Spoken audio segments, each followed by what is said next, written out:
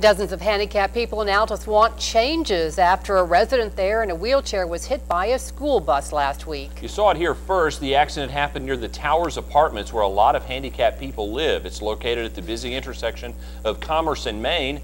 Concerned citizens met today with the chief of police and city council members. They told them that particular intersection is just too dangerous, so they're asking for everything from longer stoplights to handicap signs and even a no right turn on red ordinance. 7 News reporter Garrett Cryer was at that meeting today too. And Garrett, does it look as if the city's going to comply with the requests? Guys, they said the biggest problem is that Main Street is actually not a street at all. It's a state highway, which is controlled by the Department of Transportation, and even the smallest change on Main Street has to be approved through them. But as I found out, that's of little comfort to those who use the street every day. Back later.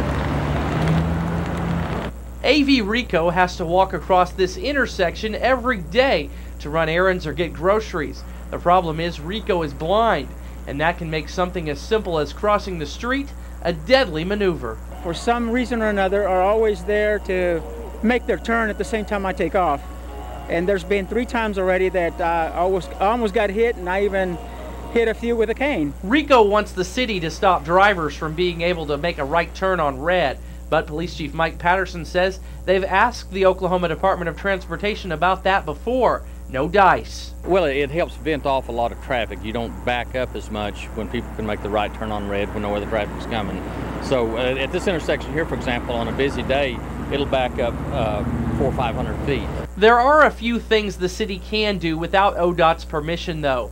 Patterson says he'll talk with a technician about making the lights longer and also about installing some possible audible sounds. Until that can be done, AV Rico has a message for Altus drivers. It's just be careful when you're driving. You know, give that right of way to the handicapped or anybody that crosses the street. Chief Patterson says another thing they're going to do that might help is to step up enforcement in the area. He says they plan to station a plainclothes policeman at the intersection to watch for people going too fast or violating other rules of the road. Back to you. Thank you, Garrett. And Rico is not the only handicapped person who uses that particular intersection. There are also at least 30 others at today's meeting who used motorized scooters, wheelchairs, or walkers.